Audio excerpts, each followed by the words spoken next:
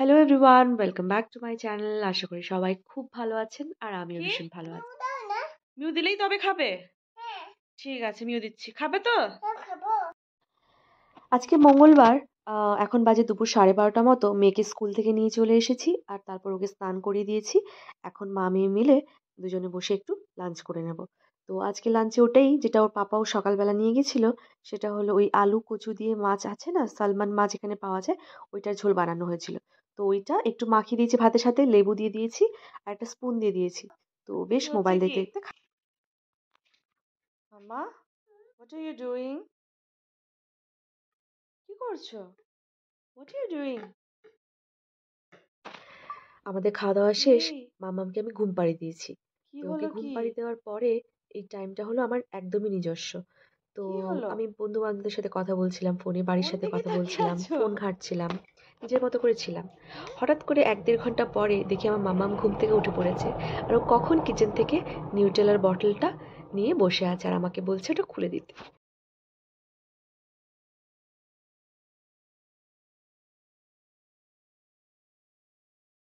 মামাম এখন বিজি আছে, নিউটেলা খাচ্ছে। তো এই সময়টা চলুন রাতে ডিনারটা প্রিপেয়ার করে নিই।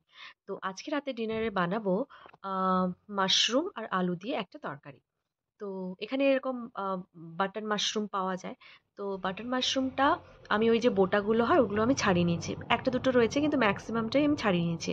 কারণ ওগুলো কিন্তু খাওয়া যায়, বাট ওর পাপার ভালো লাগে না খেতে, তাই জন্য আমি ওটা ছাড়িয়ে নিয়েছি। আর তারপরে ওটাকে একটু ওই ঈষৎ উষ্ণ গরম জলে 1 চিমটে মতো হলুদ দিয়ে 10 মিনিট মতো ভিজিয়ে রেখেছিলাম। তারপর ভালো করে ধুয়ে ওটাকে স্লাইস করে কেটে নিয়েছি। তারপর একটা ফ্রাইং প্যান নিয়ে নিয়েছি, যেটা তে একটু 1 টেবিল চামচ মতো তেল দিয়ে নিয়েছি আর একটু আলু এদিকে কেটে টুকরো টুকরো করে ওর মধ্যে দিয়ে দিয়েছি। দিয়ে আলুটাকে একটু ভেজে ভেজে নেব আর ওটাকে একটু ঢাকা দিয়ে সেদ্ধ সেদ্ধ করে নেব।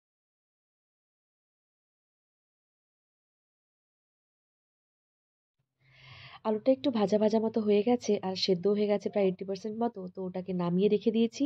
তারপর প্যানে 1/2 টেবিল চামচ মতো তেল দিয়ে দিয়েছি, দিয়ে ওতে একটু ফোড়ন আর শুকনো লঙ্কা তেজপাতা দিয়ে দিয়েছি। তারপর একটু কোচানো পেঁয়াজ দিয়ে দিয়েছি।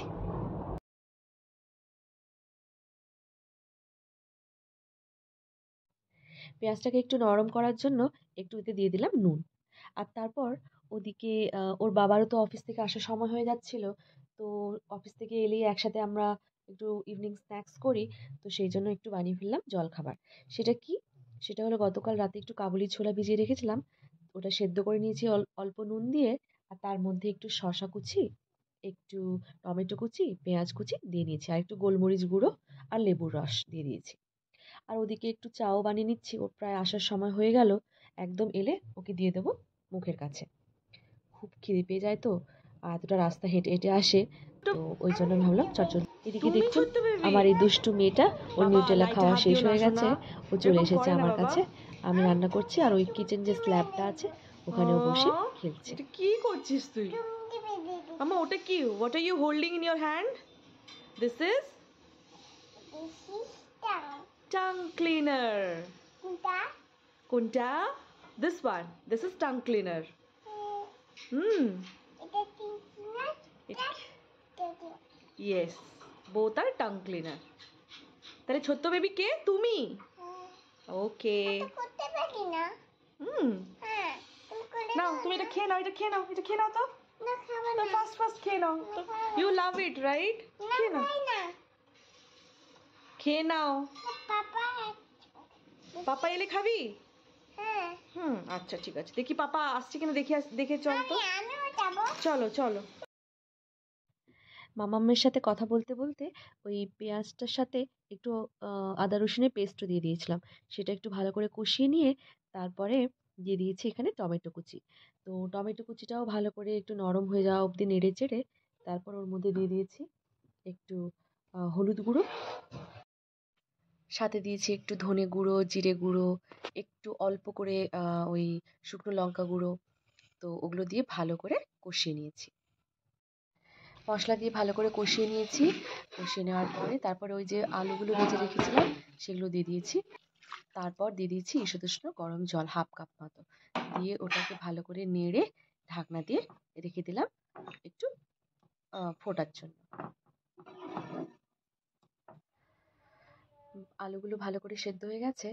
এখন এই সময়ে ওই মাশরুম যেগুলো স্লাইস করে কেটে রেখেছিলাম ওগুলো দিয়ে দিলাম। তারপর মাশরুমগুলোকে ভালো করে এই মশলাটার সাথে ভালো করে নাড়িয়ে নিলাম। আর অমনি তৈরি হয়ে গেল আমার মাশরুম মশলা আর রাতের ডিনারের জন্য।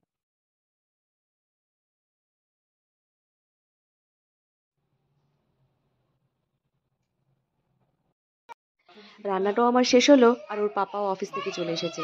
আর মেয়ে তো পাপাকে দেখে ভীষণ চলে খুশি, এসো। সারাদিন দেখতে পায় না।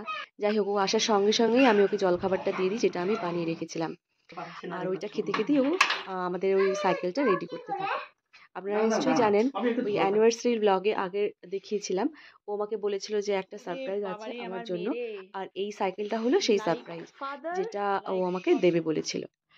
আসলে মাম্মামকে স্কুলে যে নিয়ে যাই আমি, রাস্তাটা যেহেতু চড়াই উতরাই আর প্রায় 40 মিনিটের মতো ওয়াকেবল ডিস্টেন্স, তো ওকে কোলে করে নিয়ে যেতে ভীষণ কষ্ট হয়।